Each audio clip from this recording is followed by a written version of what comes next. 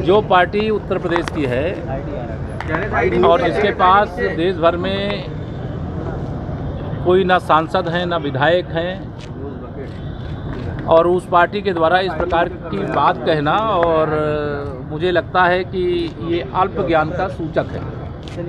मैं यह मानता हूं कि भारतीय जनता पार्टी का संगठन पूरे देश में है, भारतीय जनता पार्टी के सांसद विधायक पूरे देश से हैं, केंद्र के मंत्रिपरिषद में, अनेक राज्यों के मंत्रिपरिषद में वरिष्ठ मंत्रीगण हैं, और पार्टी के माननीय राष्ट्रीय अध्यक्ष जी अपनी पार्टी के किसी भी कार्यकर्ता को, चाहे वह मंत्री हो और चाहे वो केवल कार्यकर्ता हो, कहीं पर भी लगा सकते हैं। मुझे भी पार्टी के कार्यकर्ता के नाते महाराष्ट्र में भेजा जा रहा है, तो यह तो श्री अखिलेश यादव जी का अल्प ज्ञान कहूँगा मैं।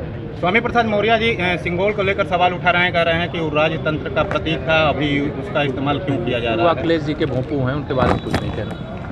रामराज को स्वामी प्रसाद मौर्य जी धोखा बता रहे हैं, कह रहे हैं। मैंने कहा वो अखिलेश यादव जी के भोंपू हैं और वो जो कहते हैं वो पढ़ देते हैं, तो इसलिए उनके बारे में कोई टिप्पणी नहीं। 9 साल हो गए केंद्र सरकार को, कांग्रेस कर रही है 9 साल नाकामी के हैं, महंगाई बेरोजगारी का मुद्दा बता रही है। जब 2024 के लोकसभा चुनाव का रिजल्ट आएगा, नाकामी है कि कामयाबी है, इसका पता कांग्रेस को और भाजपा के विरोध में, माननीय प्रधानमंत्री श्री नरेंद्र मोदी जी के विरोध में जो नफरत की राजनीति कर रहे हैं उनको पता चल जाएगा।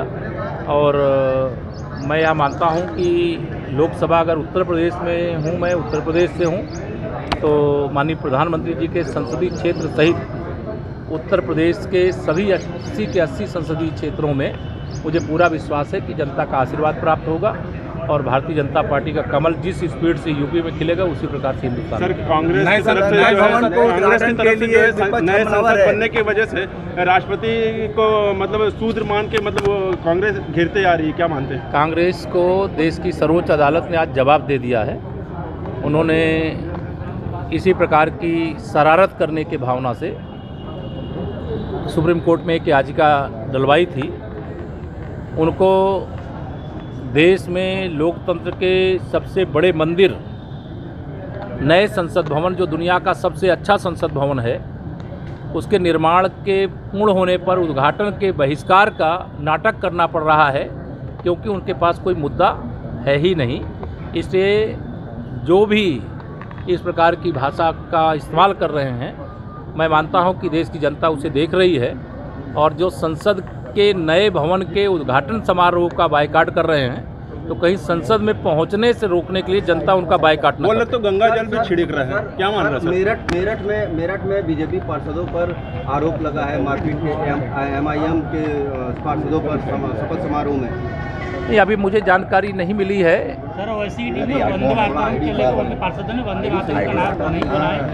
देखिए, वंदे मातरम के गान का बहिष्कार करना या विरोध करना वह गलत होता है, और घटना पूरी क्या है मुझे चूँकि जानकारी नहीं है।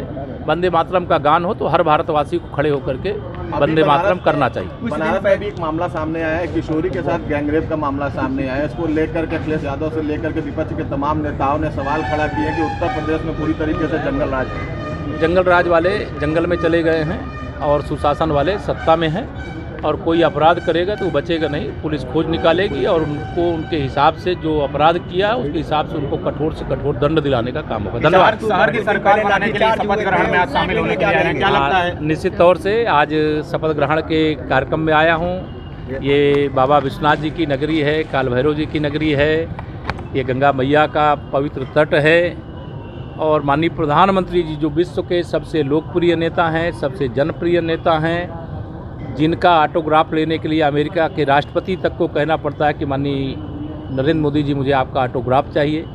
ऑस्ट्रेलिया के प्रधानमंत्री जिन्हें अपना बॉस कहते हैं, और दुनिया का कोई ऐसा देश नहीं है और किसी देश का कोई शासक नहीं है जो मोदी जी के प्रति आदर और सम्मान का भाव न रखता हो।